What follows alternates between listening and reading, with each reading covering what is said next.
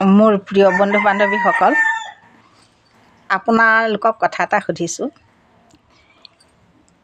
ঈশ্বৰে আমাক চব বস্তুৱে দিছে, আমি খালি কৰিব লাগে আৰু খাব লাগে। কিন্তু তথাপি দেখোন আমাৰ মনত শান্তি নাই, আমি সুখী হ'ব নোৱাৰোঁ।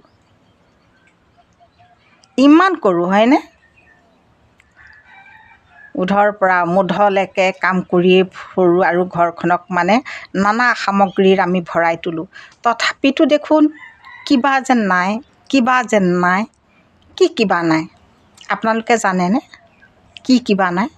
ভগৱানে আমাক নিদিয়াকৈ অকল নিজৰ কাৰণে কি সেই সম্পদটো ৰাখি থ'লে জানেনে? কমেণ্ট কৰিবচোন, মোৰ মতৰ লগত মিলে নে নিমিলে।